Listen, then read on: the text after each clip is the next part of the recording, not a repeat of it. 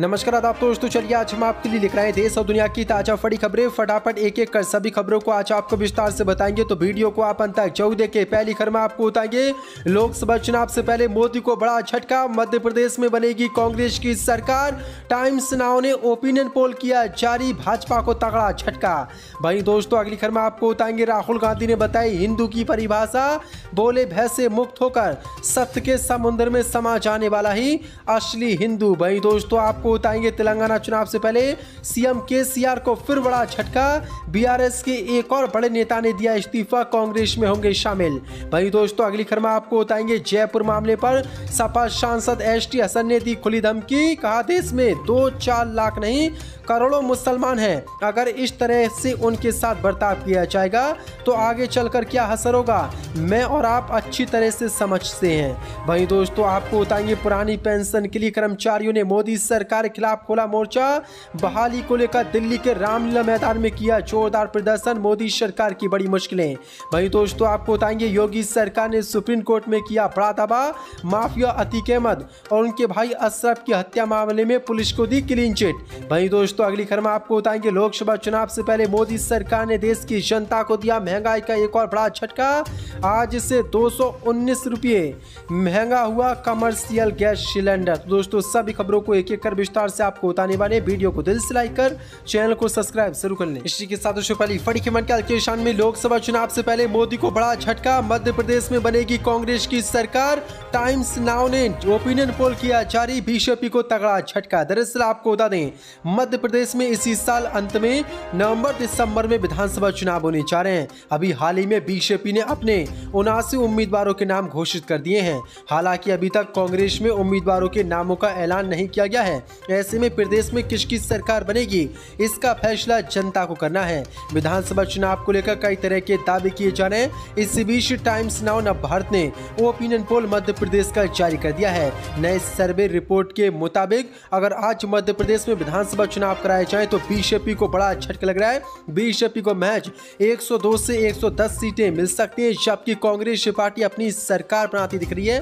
कांग्रेस को 118 से 128 सीटें मिल सकती हैं, वहीं अन्य दल को 2 सीटें मिल सकती हैं। अगर वोट शेयर की बात की जाए तो बीजेपी को 2024-23 के चुनाव में 42.8% वोट मिल सकता है, जबकि कांग्रेस को 43.8%, जबकि अन्य के खाते में 13.40% वोट जा सकता है। यानी कि 230 विधानसभा सीटों में से कांग्रेस 128 सीटें जीतकर मध्य प्रदेश में अपनी सरकार इस ओपिनियन पोल के मुताबिक बनाने जा रही है। वहीं बीजेपी को बड़ा झटका लग रहा है। इसी के साथ दूसरी बड़ी खबर के राहुल गांधी ने बताई हिंदू की परिभाषा, बोले भय से मुक्त होकर सत्य के समुद्र में समा जाना ही असली हिंदू। बीजेपी आरएसएस को झटका। दरअसल आपको बता दें कांग्रेस नेता राहुल गांधी ने ट्विटर पर एक पोस्ट किया जिसमें उन्होंने एक शीर्षक सत्यम शिवम सुंदर नामक एक लेख में हिंदू पर अपने विचार व्यक्त किए। राहुल गांधी ने कहा कि हर प्रकार के भय से मुक्त हो जाना और सत्य के समुद्र में समा जाना ही असली हिंदू है, यही अहिंसा का एकमात्र मार्ग है। उन्होंने पोस्ट के कैप्शन में लिखा कि सत्यम शिवम सुंदरम, एक हिंदू अपने अस्तित्व में समस्त चराचर को करुणा और गरिमा के साथ उदारता पूर्वक आत्मसात करता है, क्योंकि वह जानता है कि जीवन रूपी इस महासागर में हम सब डूब उतर रहे हैं। निर्बल की रक्षा का कर्तव्य ही उसका धर्म है। राहुल गांधी ने आगे लिखा कि जिंदगी प्रेम और उल्लास का, भूख और भय का एक महासागर है। इसकी खूबसूरत भयावह शक्तिशाली और सतत परिवर्तनशील लहरों के बीच हम जीने का प्रयास करते हैं। इस अथाह महासागर में जहां प्रेम और उल्लास है वहीं भय भी है। जिस व्यक्ति ने अपने भय की तह में देखने का साहस है वही असली हिंदू है। राहुल गांधी ने कहा कि ये कहना कि हिंदू धर्म केवल सांस्कृतिक मान्यताओं तक सीमित है ये गलत होगा। वहीं राहुल गांधी ने कहा कि एक हिंदू में अपने भय को देखने और उसे स्वीकार करने का साहस होता है। जीवन की यात्रा में भय रूपी शत्रु को मित्र में बदलना जानता है। वह उस पर हावी नहीं हो पाता।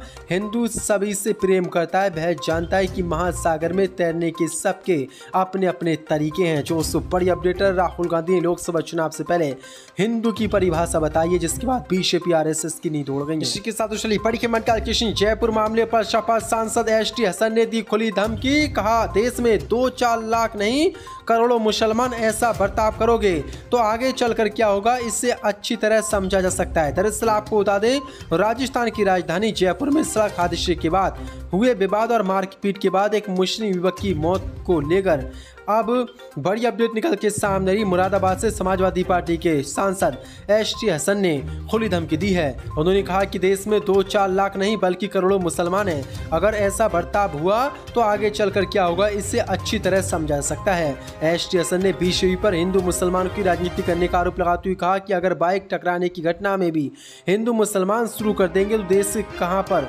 जाएगा। इसलिए जिम्मेदार वह राजनीतिक पार्टियां हैं जो धर्मों का सहारा लेकर मजहबों का सहारा लेकर अपनी मंजिलें तय कर रही हैं। इस वक्त हमारे देश में हिंदू मुस्लिम बीजेपी के अलावा कुछ नहीं कर रही है। इसकी वजह से अब ऐसा हो रहा है कि जरा सी भी खरोंच आई तो जान से मार देंगे। इसलिए हमारी सियासत जिम्मेदार है। उन्होंने आगे कहा कि सियासत रोजगार पर होनी चाहिए, हिंदू मुसलमान पर नहीं। अब देश के लिए बहुत बड़ा खतरा खड़ा हो जाएगा क्योंकि मुसलमान इस देश की दूसरी सबसे बड़ी आबादी है।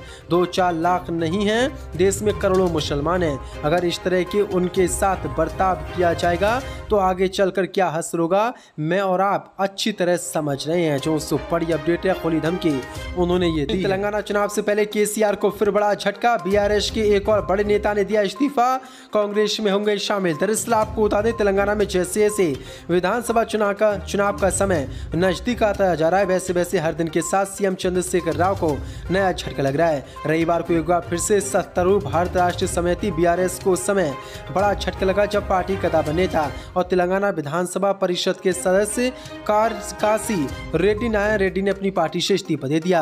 काशी रेड्डी नारायण रेड्डी ने आज सुबह राज्य कांग्रेस प्रमुख रेवंत रेड्डी और अन्य कांग्रेस नेताओं के साथ अहम बैठक की। बैठक के तुरंत बाद उन्होंने बीआरएस से इस्तीफा दिया। नारायण रेड्डी और उनके समर्थकों के जल्दी कांग्रेस में शामिल होने की उम्मीद है। कथित तौर पर एमएलसी को कलवा कुर्ती विधानसभा से कांग्रेस टिकट दे सकती है। जो बड़ी अपडेट है, लगातार बड़े झटके तेलंगाना में भी केसीआर को कांग्रेस पार्टी दे रही है और एक बार फिर से आपकी बार तेलंगाना में कांग्रेस की सरकार बन सकती है। इसी के साथ चली बड़ी खबर का किशन पुरानी पेंशन के लिए कर्मचारियों ने मोदी सरकार के खिलाफ मोर्चा। बहाली को लेकर दिल्ली में किया जोरदार प्रदर्शन। दरअसल आपको बता दें, पुरानी पेंशन योजना की बहाली की मांग को लेकर मोदी सरकार के खिलाफ मोर्चा खोलते हुए देश भर के हजारों सरकारी कर्मचारी रविवार को राजधानी दिल्ली के रामलीला मैदान में जुटे। National movement for old pension scheme के तत्वावधान में आयोजित पेंशन संघनाथ महारैली का आयोजन मौजूदा राष्ट्रीय पेंशन योजना एनपीएस के बजाय पुरानी पेंशन योजना को लागू करने के लिए मोदी सरकार पर दबाव बनाने के उद्देश्य से किया गया।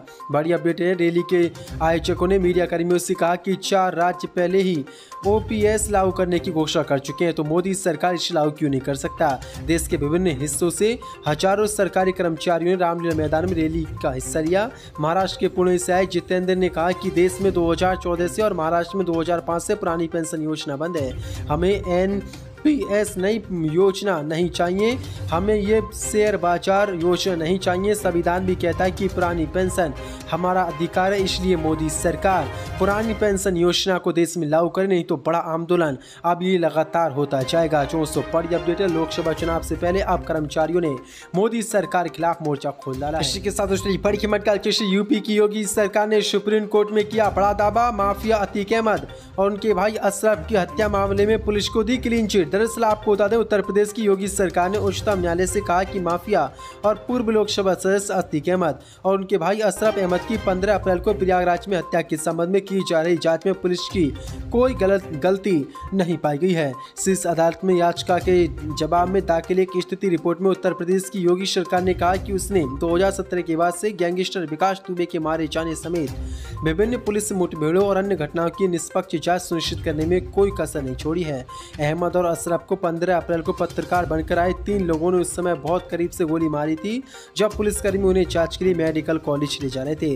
राज्य ने अपनी रिपोर्ट में वकील विशाल और तिवारी द्वारा दायर याचिका में इन मामलों की स्थिति का विवरण दिया। मिली जानकारी के मुताबिक याचिकाकर्ता ने अतीक अहमद और अशरफ अहमद की हत्या की स्वतंत्र जांच का अनुरोध किया था और अदालत तथा विभिन्न आयोगों की विभिन्न पिछली सिफारिशों से अनुपालन के बारे में पूछा। रिपोर्ट में कहा गया कि अतीक अहमद और अशरफ की हत्या से संबंधित मामले में पुलिस इससे पहले ही 3 आरोपियों के खिलाफ आरोप पत्र दाखिल कर चुकी है और मामला निचली अदालत में लंबित है। जो सो बड़ी अपडेट है, अब क्लीन चिट योगी सरकार ने पुलिस वालों को दी है और कहा है कि पुलिस वालों का इसमें कोई हाथ नहीं। इसी के साथ बड़ी खबर, लोकसभा चुनाव से पहले मोदी सरकार ने देश की जनता को दिया महंगाई का एक और बड़ा झटका।